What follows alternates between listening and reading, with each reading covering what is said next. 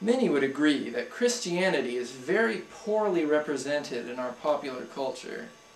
In news and entertainment media, we're constantly bombarded by this distasteful caricature of our ancient and beautiful faith.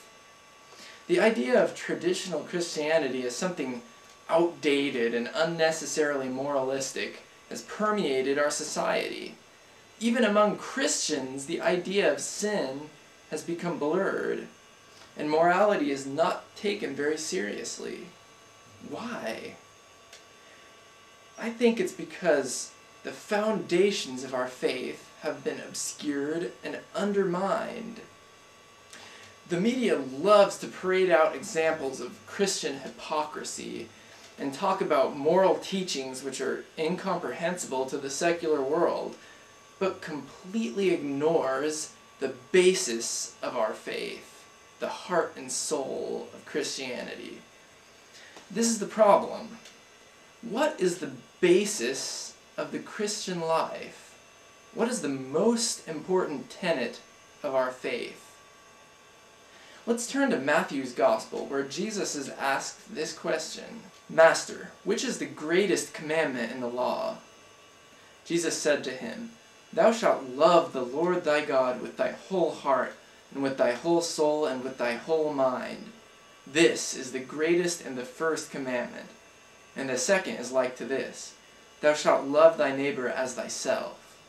On these two commandments dependeth the whole law and the prophets."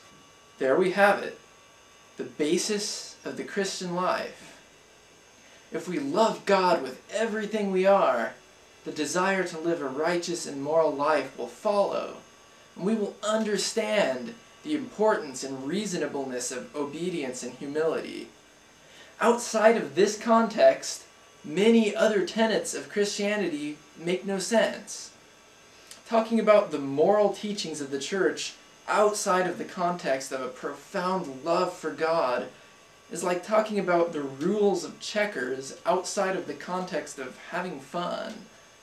We could turn up our noses in distaste that anyone would dare suggest we limit our checkers to diagonal movements on the colored squares. This is the 21st century, after all. But we will be completely missing the point that the only reason we follow these rules is for the fun of the game. Just so, when we talk about the commandments of Christianity outside of the light of the greatest and first commandment, their entire purpose is lost in translation. Let's not let pop culture damage our faith as it casts aside the heart and soul of Christianity.